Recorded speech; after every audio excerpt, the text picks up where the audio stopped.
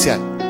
Bien, el pastor Milton Mateus, él es pastor de la iglesia del Nazareno, la Gloria Postrera en Girón, Santander. Él estuvo acompañándonos el jueves en el ayuno, que fue un tiempo muy poderoso. Está hace 15 años allí y fue a abrir la iglesia. Es una iglesia que tiene más de 400 miembros y sigue creciendo. ¿Por qué digo que es loable en Girón? Porque es un pueblo pequeño, los que conocen Girón. Y realmente tener ya una iglesia de ese tamaño es una iglesia ya grande. Y seguramente va a seguir creciendo. Con su esposa Gina y sus 5 hijos. Te lo van a ver y dicen, tan joven ya con 5, sí.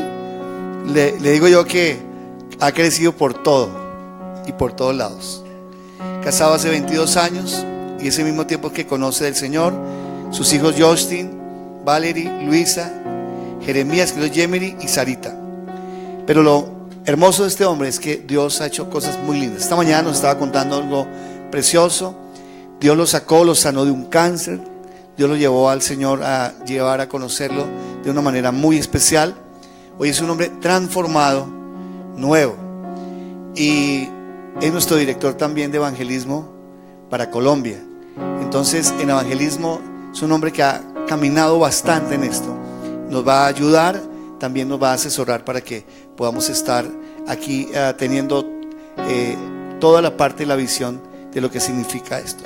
Y además, con su esposa, un hombre muy lindo con una palabra poderosa. Vamos a recibirle con un fuerte aplauso al pastor Milton Mateus. Dios te bendiga, pastor.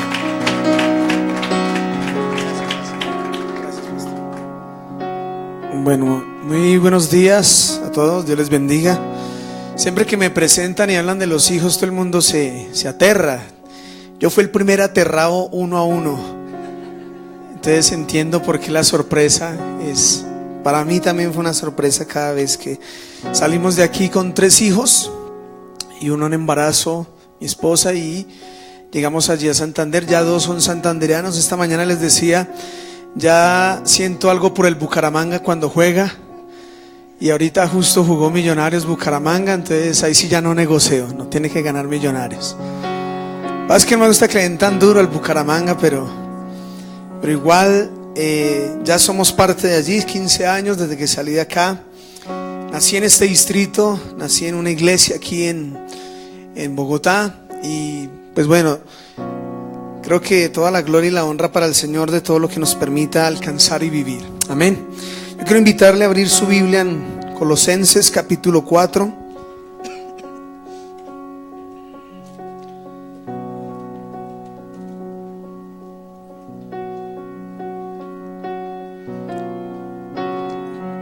Y en esta mañana quiero compartir el tema de la convicción de un propósito, la perspectiva apropiada de tener una convicción de vida, motor de vida, concerniente al propósito que Dios tiene con cada uno de nosotros.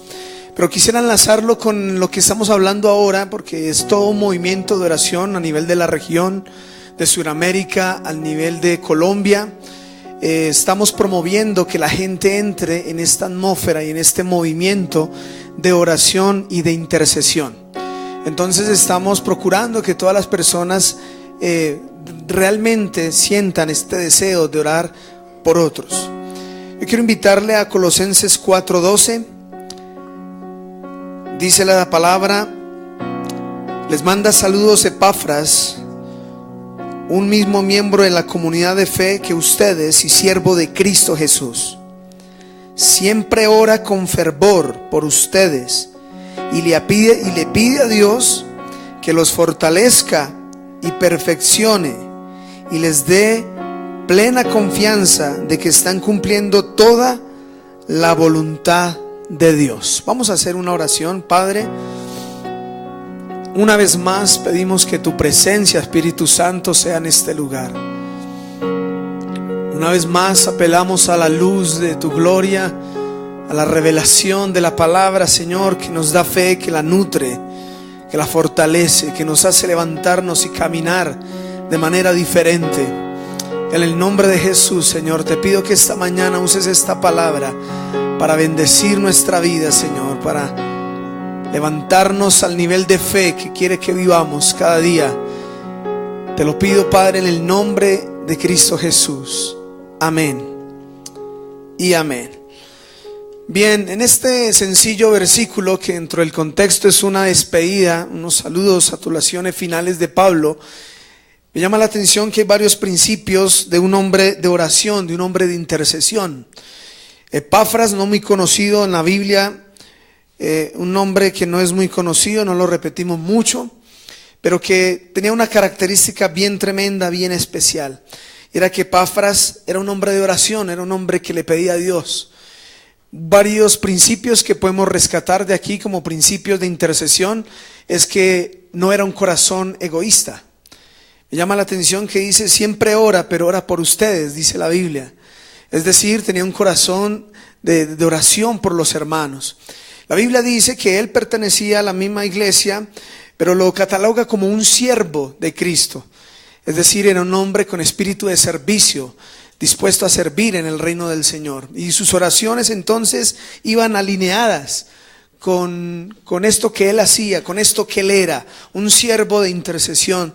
Y me llama mucho la atención cómo la Biblia dice cuáles eran los motivos de sus oraciones. No estaba pidiendo solamente bienes terrenales, no estaba solo pidiendo ciertos intereses personales de mejor calidad de vida o algo así. La Biblia dice que su oración era que pedía siempre con fervor por ustedes, dice, ora con fervor siempre y le pide a Dios que los fortalezca y perfeccione y les dé la plena confianza que están cumpliendo toda la voluntad de Dios. Pero lo que es interesante y lo que llama la atención es que hay tres palabras que dice allí en la Reina Valera, dice firme, perfecto y completo. Aquí dice que seamos plenos, que seamos fortalecidos, pero realmente dice firme, perfecto y completo. Pero aquí en la traducción que leemos dice en que tengan la certeza de que están cumpliendo la voluntad de Dios. La Reina Valera dice en lo que Dios quiere, que sean firmes, perfectos y completos en todo lo que Dios quiere. Esa palabra, todo lo que Dios quiere, que es traducida aquí como voluntad, viene de la raíz griega que es telema, y el telema es el deseo de Dios. Diga al que está a su lado, el deseo de Dios. Ese es el telema, el deseo, o le puede decir deseo, voluntad o propósito. Son sinónimos de lo mismo, es decir, lo que Dios se trazó para cada persona. La oración de Epafras es: Señor, te pido por, y empezaba a nombrarlos, te pido por él, te pido por aquel, para que sea firme, perfecto y completo en tu deseo. Y esas eran las oraciones de él, en tu deseo, en tu deseo.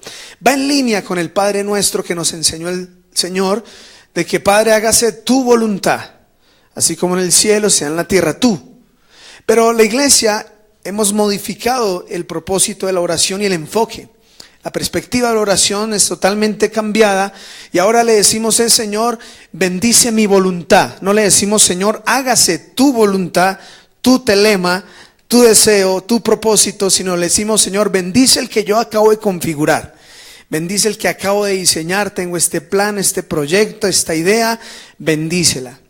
Y aun cuando oramos por otras personas, a veces oramos es lo que queremos nosotros de esa persona. Por ejemplo, interceder por los hijos. A veces intercedemos por los hijos y oramos pidiéndole a Dios que haga la voluntad que nosotros tenemos para con nuestros hijos.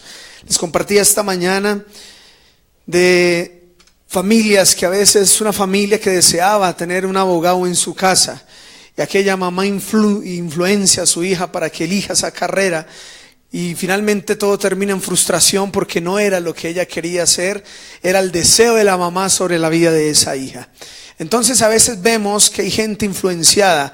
Eso es lo que Dios quiere, casi no hace parte de la intercesión y de la oración actual. A veces tenemos muchísimas ideas, muchísimos planes y proyectos y pocos oran diciéndole a Dios que sea tu deseo, lo que tú quieres, tu propósito. Algunos, vuelvo y le digo, cambiamos el sentido de la oración. Pero aquí Epafras nos enseña a que yo debo orar que la persona esté firme, perfecta y plena o completa en ese telema, en eso que Dios quiere. Es decir, que a cada uno de nosotros estemos lo más completos en ese deseo de Dios. Y ahí es donde yo quiero usar un personaje de la Escritura en esta mañana para recordar por lo menos 3 cosas que nos llegan a llegar a esta convicción de propósito, que es necesario porque el propósito que Dios tiene con nosotros debería convertirse en el motor de nuestra vida. Debería de convertirse en eso que nos anima, en eso que nos da dinamismo cada mañana, de decir: hoy me levanté a cumplir el propósito, el deseo y la voluntad del Señor. Le voy a hablar del apóstol Pablo y quiero que me acompañe a Hechos capítulo 22. Pero antes de todo quisiera hablarle de 3 cosas que son indispensables a la hora de querer entender la voluntad de Dios. Vuelvo y le digo, la voluntad de Dios es algo tan amplio, tan complejo, que no nos alcanza ni una hora ni un versículo para querer profundizar todo lo que implica el deseo, la voluntad de Dios. Pero hay 3 características, por lo menos aplicables a nuestro diario vivir, y que necesitamos entender para comprender bien qué es la voluntad de Dios, que a veces se vuelve como misterioso, como inalcanzable, como inaccesible, como que es algo lejano y desconocido, o que Dios habla en un lenguaje tan difícil que nosotros no vamos a nunca conocer esa voluntad de Dios.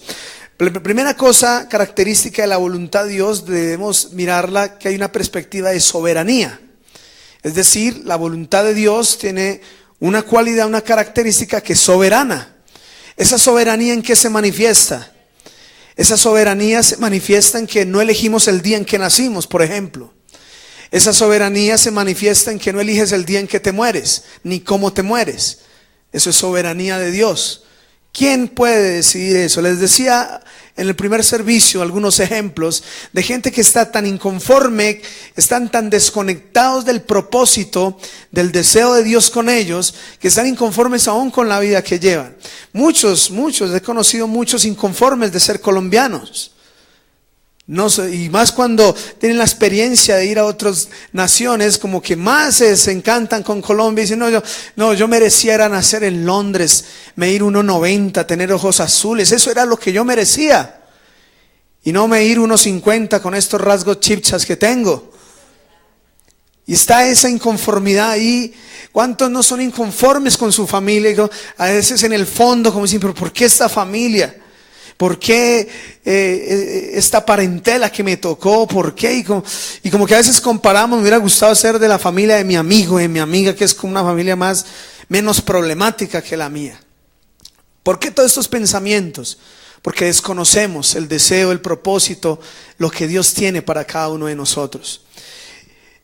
Primero, entender que Dios es soberano y hay cosas que Él eligió, y aún muchas cosas, muchísimas cosas todavía están en esa soberanía y que el hombre no va a conocer, a menos que se cumpla la segunda que le quiero decir de la voluntad de Dios, cuando es revelada.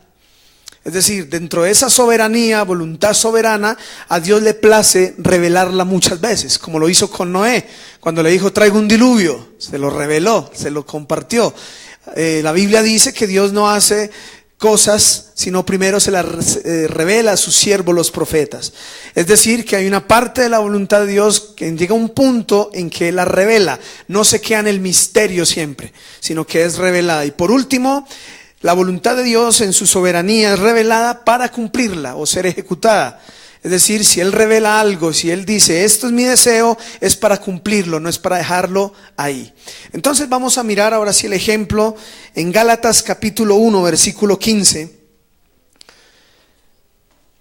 Le había dicho Hechos, pero ahorita vamos a Hechos. Gálatas capítulo 1, versículo 15. Aquí vamos a encontrar un texto bien especial en el que el apóstol escribe a la iglesia de Gálatas, pero dice algo bien interesante para muchos de nosotros. Dice el versículo 15: pero aún antes de que yo naciera, Dios me eligió y me llamó por su gracia maravillosa. Luego le agradó revelarme a su Hijo para que yo proclamara a los gentiles la buena noticia acerca de Jesús. El apóstol dice, y es lo primero que nosotros debemos entender en esta hora, es que el propósito que Dios tiene conmigo no es producto de las circunstancias. Que el propósito que Dios tiene conmigo no fue configurado a mitad de camino. La primera convicción a la que debe llegar una persona para tener claridad de lo que estamos hablando es que desde el vientre Dios destinó mi vida y darme un propósito en esta tierra en el nombre de Jesús. Diga al que está a su lado, desde el vientre, dígale por favor, desde el vientre. Desde el vientre tengo un propósito en el reino de Dios, desde el vientre lo tengo. Pablo llega a esta primera convicción, es decir, no fui elegido para ser profeta a los gentiles, que a Dios se le ocurrió ahí en Damasco y dijo, bueno, a ver qué lo ponemos a hacer. No fue más adelante cuando conoció a Pedro o a Juan que dijo, ya entendí qué es lo que tengo que hacer. Y ellos me dijeron cuál es mi propósito. No, él en Gálatas 1:15 ya tiene la primera convicción, la cree. Que es lo primero que necesitamos creer que mi propósito está configurado desde el vientre. Inclusive algunos profetas del antiguo lo corroboran. Desde el vientre fui apartado para ser profeta a las naciones, dice Jeremías. Desde el vientre ya Dios sabía lo que quería hacer de mí. Miles Monroe habla es uno de los pastores más profundos en cuanto a propósito se refiere. Y él ilustra allí que somos como las semillas configuradas desde el momento de ser semilla. Ya en la semilla está toda la información y configuración del árbol, tamaño del árbol, el tronco, ramas, color y fruto que va a dar. Esa es la forma de Dios. Aún en la semilla ya está configurado. Entonces tiene que ser cultivado, tiene que ser procesado y en algún momento se va a empezar a manifestar lo que fue configurado desde el estado de semilla. En ese sentido, por eso la iglesia no concibe que alguien cambie o pretenda cambiar a mitad de camino las cosas. Yo le digo, yo no puedo decir, es que viví 15 años, 20 años hombre, pero ahora siento que hay un error. Ya no quiero dar limones, sino quiero ser mango. Entonces no se puede decir, o sea, que Dios erró. No, que es que Dios se equivocó de estuche. Es la nueva forma en que lo quieren explicar. Es que no, el ser que Dios creó lo puso en el estuche equivocado. Pero no, por dentro de mí hay una mujer. Sí, pero es que hay un error, fue de estuche. Ese no es el Dios de la Biblia. El Dios de la Biblia en Génesis dice que todo lo que Él hace, bien, bueno. Así de que en ese caso ya hay un ataque directo a la forma en que Dios hace las cosas.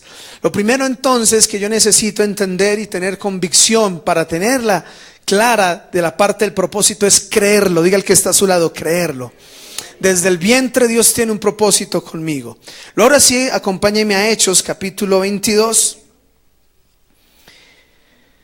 Después de creer que en esa soberanía de Dios, Dios tiene algo conmigo, y desde el vientre, y esta mañana les daba un testimonio que me parece muy importante, muy relevante.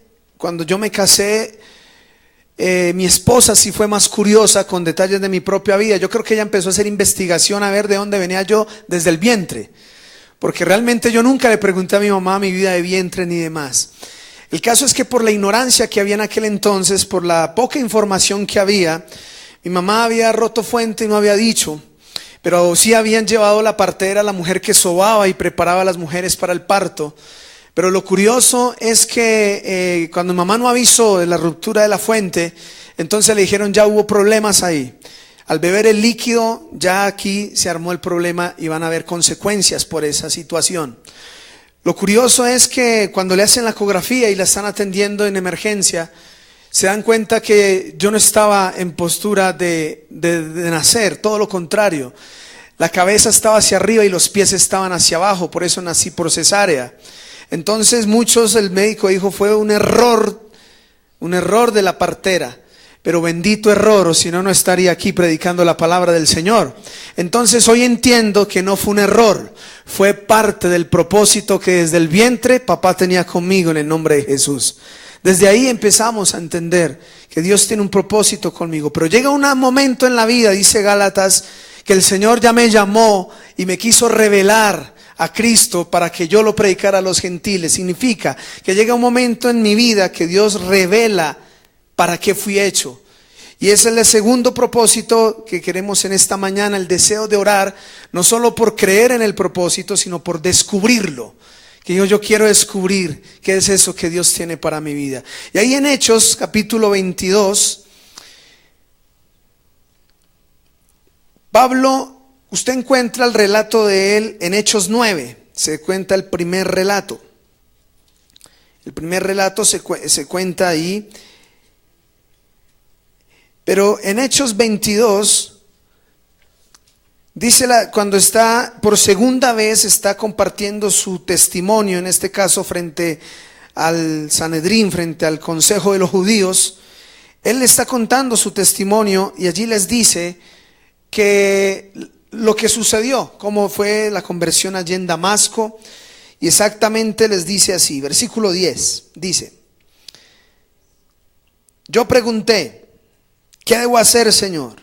Y el Señor me dijo, levántate y entra en Damasco y allí se te dirá todo lo que debes de hacer. Entonces allí Dios le dijo, te voy a decir todo lo que está hecho para ti. Allí vas a empezar a obedecer. Hay algo que tienes que saber. Hay algo que tienes que descubrir, solamente obedecer. Y él empieza a caminar en esa obediencia de querer descubrir eso que Dios tenía preparado para él. Y en 26:15, Hechos 26:15, por favor. En Hechos 26:15, cuando ahora le está contando el testimonio a Agripa, ya allí a este gobernante, él cuenta y dice, ¿quién eres, Señor? Pregunté y el Señor contestó, yo soy Jesús a quien tú persigues. Y ahora levántate pues, y escuche bien lo que dice ahí, pues me aparecí a ti para designarte mi siervo y testigo. Dile a la gente que me has visto y lo que mostraré en el futuro. Yo te rescataré de tu propia gente y de los gentiles. Sí, te envío a los gentiles. Es decir, ya cuando él cuenta por tercera vez su testimonio, hay una claridad más profunda de lo que estamos hablando. Él dice, Dios me tenía como el apóstol a los gentiles, ahí me lo hizo entender.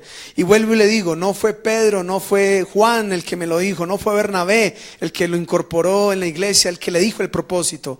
Fue Dios que se lo reveló. Fue Cristo el que le empezó a decir, te hice para ser apóstol a los gentiles.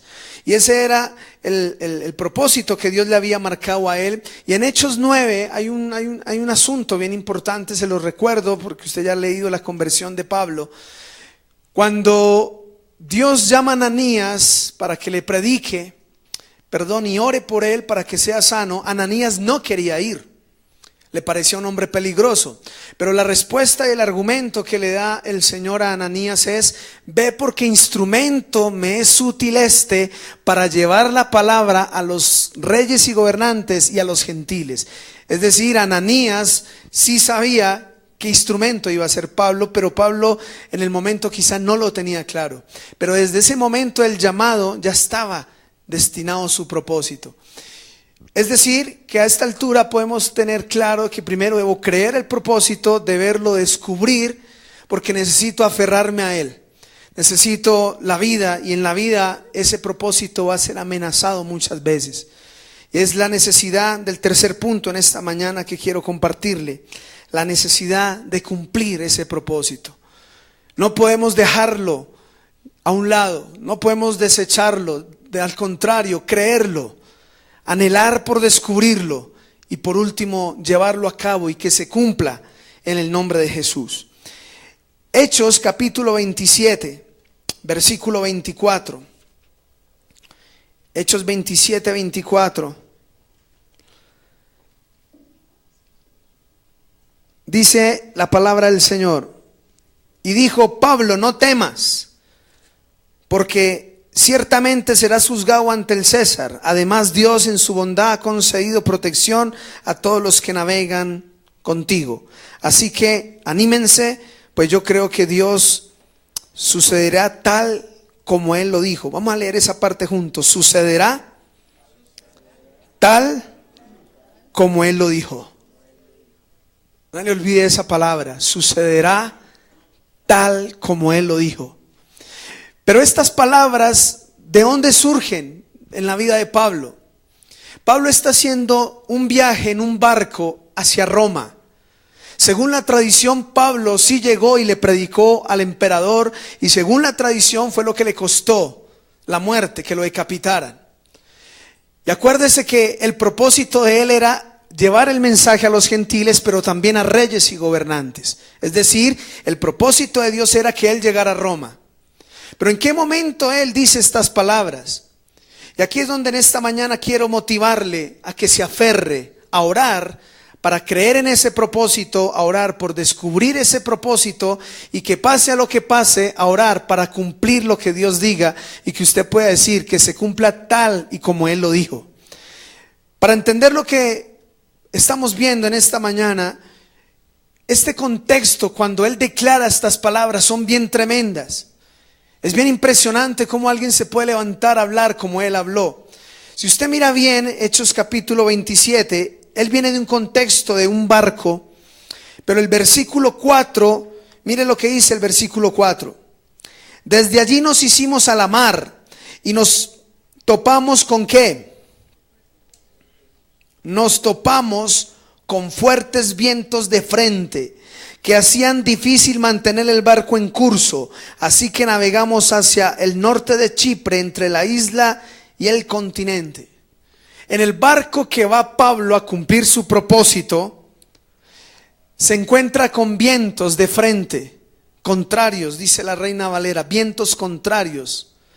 ¿Cuántos de nosotros en los propósitos que creemos, que hemos descubierto y que estamos caminando en el cumplimiento de ese deseo de Dios, de esa voluntad de Dios, cuánto no nos hemos encontrado con vientos opuestos, con adversidades? ¿Y cuánta gente no desecha, duda, se cansa y se desmaya porque un viento contrario amenaza su propósito? Pero ahí no terminó. Se agudiza el problema y mire lo que dice el versículo 14. Versículo 14 dice, a mí me gustó cómo lo encontré en esta versión, pero el clima cambió. A mí me gustó esa parte, pero el clima cambió. Es decir, circunstancias cambiantes. El clima cambió abruptamente y un viento huracanado llamado nororiente sopló sobre la isla y nos empujó a mar abierto. Los marineros no pudieron girar el barco para hacerle frente al viento, así que se dieron por vencidos y se dejaron llevar por la tormenta. ¿Cuántos cristianos no están así? Llevados por las tormentas, llevados porque el huracán les golpeó. Y usted le pregunta de su propósito y está opacado por la tormenta. Y usted le habla del propósito de Dios, del deseo, de la voluntad, y no lo ven por la tormenta. Es decir, y la versión Reina Valera dice, quedamos a la deriva. Lo peor que le puede pasar a un cristiano con propósito desde el vientre es vivir a la deriva por las circunstancias que lo rodean. Es lo peor que le puede pasar. Es que usted y yo tengamos un propósito desde el vientre y vivamos a la deriva. Imagínense. Ahí estaba Pablo. Y versículo 17 dice, y el versículo 17 dice, entonces, se me perdió acá 17, 18. Después que este numerito ya está muy chiquito acá. Bien. Después los marineros ataron cuerdas alrededor del casco del barco para reforzarlo. Tenían miedo de que el barco fuera llevado a los bancos de la arena de Sirte frente a la costa africana, así que bajaron el ancla flotante para disminuir la velocidad del barco. Se dejaron llevar por el viento. Es decir, aquí vemos un barco llevado a donde el viento diga, a donde la tormenta lo lleve. Y la situación empeora, ni siquiera mejora. Me llama la atención cómo la Biblia lo va mostrando. Primero, vientos contrarios, vientos de frente, vientos que están resistiendo el avance. Segundo, un viento, un huracán. Pero como ya vamos al versículo 20 ahora, en el versículo 20 la situación es más complicada aún. El versículo 20 dice, la gran tempestad rugió durante muchos días. Ojo ahí. O sea que el problema, no, porque una cosa es tener vientos una semana. 2 semanas, pero otra cosa es que la tormenta del huracán se vuelva meses, y en algunos casos hasta años. Acá dice que se prolongó, rugió durante muchos días, ocultó el sol y las estrellas hasta el que al final se perdió toda esperanza. Tal es la circunstancia que está viviendo Pablo, que ni sol, yo no imagino ese naufragio, ni sol, ni siquiera la luna ni las estrellas. Eso me habla de unas tinieblas tan densas que llegó al punto de perder la esperanza. Y así sucede en nuestra vida cristiana frente al propósito de Dios. Son tan difíciles a veces las circunstancias. Muchos quizás llega un punto en que dicen: no veo. Si no tengo esperanza, mucho menos tengo fe de que se va a cumplir ese propósito de Dios en mi vida. Y si no tengo claridad de que Dios se va a cumplir el propósito de Dios en mi vida, mucho menos voy a poder interceder para que otros lo alcancen. Mucho menos voy a poder orar por otros si ni siquiera yo tengo claridad del propósito que se está cumpliendo de Dios en mi vida. Pero Pablo ni siquiera en esa situación tan difícil de decir ni luna ni estrellas, inclusive leyendo más detenidamente, y puede hacerlo en casa, ni siquiera comían bien, no podían comer de la crisis que estaban, tan prolongada y tan complicada. Y ahí es donde viene lo que acabamos de leer en esta hora, en el versículo 22. Ahí es donde se levanta Pablo. Ahí es donde se levanta y dice, versículo 22, pero anímense. En medio de tinieblas, en medio de oscuridad, en medio de naufragio, donde muchos están perdiendo la esperanza, se levanta el cristiano y dice: anímense. Diga al que está a su lado: anímense. No hay sea que tenga uno así a su lado. Anímense. Estamos perdiendo esperanza, estamos en tinieblas, estamos en oscuridad, no vemos ni el sol ni la luna, no vemos nada, estamos a la deriva, estamos llevados por un viento. Pero se levanta un hombre y dice: anímense. A esas personas mucha gente las cataloga fanáticos, locos, irrealistas. Usted está mal. ¿Cómo nos vamos a animar en medio de esta situación? ¿Cómo usted va a hablar de algo bueno cuando todo está mal? Cuando la situación está mal, como hoy vemos mucha gente hablando del país. Es donde la iglesia se tiene que levantar y dice: no importa el huracán que está golpeando, anímese. Porque nuestro propósito no depende de quién gobierna, sino con quién está con nosotros, en el nombre de Cristo Jesús. Esa es la convicción con la que debemos vivir, es el motor por el cual este hombre se levanta y dice: anímese. Y dice que él se levanta y les dice, estamos leyendo el versículo 22, ¿verdad? Entonces él les dijo: pero anímense, ninguno de ustedes perderá la vida, aunque el barco se hundirá. Pues anoche el ángel de Dios, a quien pertenezco y a quien sirvo, estuvo a mi lado y dijo: Pablo, no temas, porque ciertamente serás juzgado ante el César. Además, Dios en su bondad ha concedido protección todos los que navegan contigo, así que anímese. Está diciendo: sabes, hoy, aunque todo está oscuro, aunque no veo el sol, aunque no veo la luna ni las estrellas, tengo una palabra de fe. Y no me la dio una conferencia de positivismo, de ayuda, de superación personal, del campeón que hay en ti. No hay de pensamiento positivo, no. Fue que se apareció a mí. El mensaje que me permite levantarme y decirme: anímense, viene directamente del cielo, enviado por mi Padre Celestial. Y por eso, en medio de la peor circunstancia, me puedo parar y animar a otros en el nombre de Jesús. Porque dice: el ángel del Señor se me apareció anoche, de Dios, a quien soy, del que pertenezco y a quien sirvo. Y me dijo: tranquilo, aunque el barco se va a perder, ninguno va a morir. Y pudo usar una palabra para levantar a otros.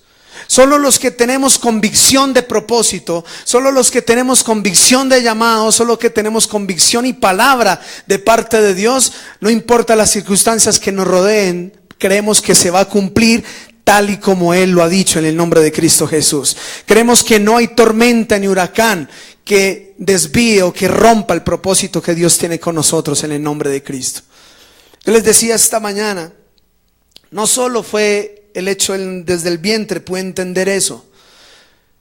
El mismo cáncer, estar desahuciado de cáncer no fue fácil. Yo les digo, fue una experiencia muy traumática contar días menos de vida. A veces llega la noche y decimos gracias Dios por un día más de vida. Pero era terrible llegar a una noche y decir un día menos de lo que el médico dijo. Eso es torturante, eso es horrible, pero en la gracia del Señor llegó el día de la sanidad, llegó el día de la bendición.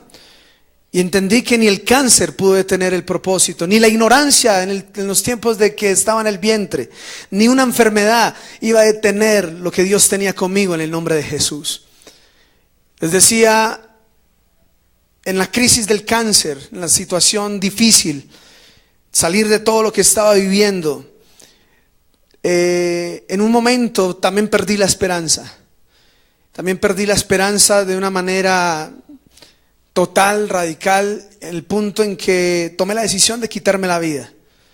Dije, yo no quiero morir de cáncer, no quiero morir de esa manera tan lenta, tan traumática, sino voy a suicidar. Con 200 miligramos de carbamazepina, un epiléptico lo dopan por 24 horas más o menos, 200 miligramos. Y yo consumí 8 pepas de 400. 3.200 miligramos con alcohol etílico al 70% casi puro, y le agregué bazuco eso era para mandarme directo. Y yo sabía, tenía conciencia de lo que estaba haciendo, y sabía, lo más tremendo es que la necesidad del corazón de uno es tan tremendo que aún sabía que iba para el infierno, porque yo sabía que los que se suicidan van al infierno, y fuera de eso mi conducta hasta ese momento no era la mejor. Ya al cielo no me iba a ir, de eso sí estaba convencido. 5 días desintoxicándome, y logré volví a conciencia. Yo abrí los ojos y dije, pero este infierno está muy bueno, se parece a la sala de un hospital. Ahí estaba otra vez vivo, ahí estaba otra vez vivo. Ni la ignorancia del vientre, ni el cáncer, ni el intento de suicidio. Seguía vivo. Hasta que pude entender que tenía un propósito desde el vientre, el cual debía descubrir, aferrarme a él. Y hasta el día de hoy, a pesar de las circunstancias difíciles, a pesar de todo lo que se puede levantar contra nuestra vida, aún contra nuestro ministerio allí en Girón. Mucha gente, cuando yo salí de Bogotá a Girón, me decían cosas, me decían, pero ¿cómo va ese pueblo? Deja la ciudad para irse a un pueblo. Las garantías no es más, no habían garantías. Con decirle que yo llegué con más hijos que iglesia. Porque cuando me entregaron la iglesia, Día de las Madres, el pastor ofreció pizza. Entonces usted dice, una iglesia que el Día de las Madres ofrezcan pizza. Y dije, bueno, ahí todo el mundo va a venir a comer, y al menos se llena de gente que quiera compartir el Día de la Madre en la iglesia. Había refrigerio y demás. Ese día llegaron 7 personas y 4 niños. Y el pastor me dijo, ahí le entrego a la iglesia. Pero no, con pizza eso fue trampa. A la realidad no habían sino 2 hermanas. 2 hermanas eran las únicas fieles de la iglesia. Y por eso le digo que llegué con más hijos que iglesia, porque llegué con 3 hijos. Así que llegué con más hijos que congregación. Muchas personas, en algún momento aún, hubo un día de mi vida, un año de nuestra vida, que la iglesia creció. Ese año hicimos todo lo habido y por haber, evangelismo, hicimos todo. Y ese año la iglesia creció de 15 miembros a 16. Ganamos 9 y perdimos 8. Le abro mi corazón. Yo me voy a devolver. Yo dije, no, yo como que me equivoqué, como que me metí a donde no era. Pero me sucedió lo mismo que está aquí escrito. Pero un ángel del Señor vino y me dio una palabra y me dijo, Dios va a cambiar tu ministerio en Girón. Y va a suceder esto, y va a suceder esto, y va a suceder esto. Tenía que creerlo, descubrirlo, y creo que lo estoy cumpliendo en el nombre de Cristo Jesús. Aunque el viento nos desanima muchas veces, aunque la oscuridad a veces nos hace dudar, aunque la esperanza a veces nos hace dudar, pero mi papá no se equivocó con cada uno de nosotros. Lo que Dios quiere hacer contigo, el deseo de Dios lo va a hacer en el nombre de Cristo Jesús, mientras estés de la mano del Rey de Reyes. Amén. Dale ese aplauso de exaltación a Él. Yo te invito a ponerte de pie en esta mañana.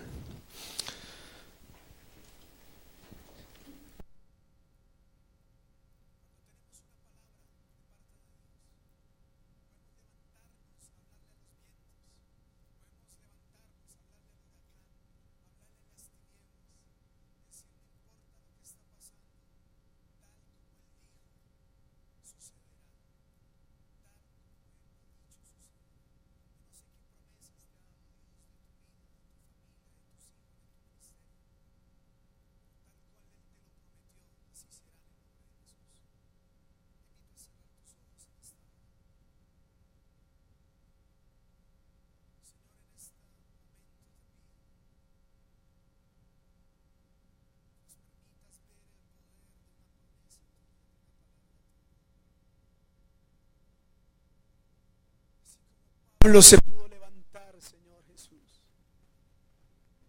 en medio de ese naufragio, en medio de esas densas tinieblas, en medio de estar en un barco azotado por vientos y huracanes. Levantarse a dar ánimo, Señor, es porque hay un motor allá adentro, hay una palabra allá adentro en los huesos. Y Él dice: Dios me ha dicho, Dios me dijo que será como Él ha dicho, se cumplirá como Él dijo.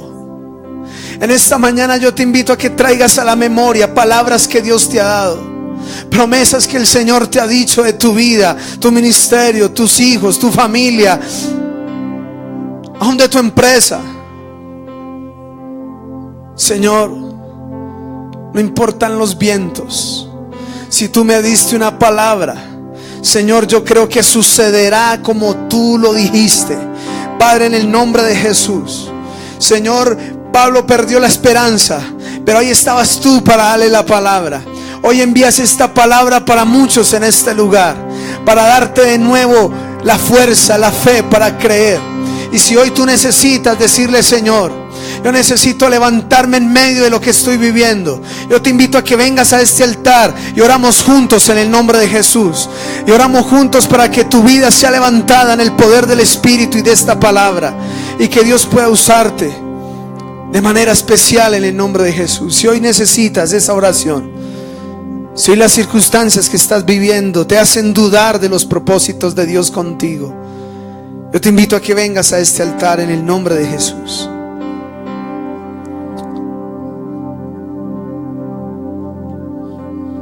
Hay momentos que son tan difíciles en nuestras vidas, Señor, tan llenos de confusión, de incertidumbres.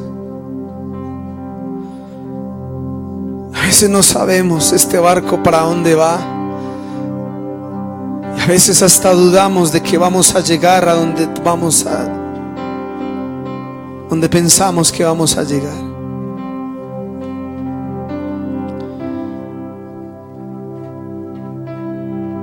Padre, usa esta palabra en esta hora en el nombre de Jesús para levantar cada vida de cada persona que está aquí, que viene a este altar. Usa mis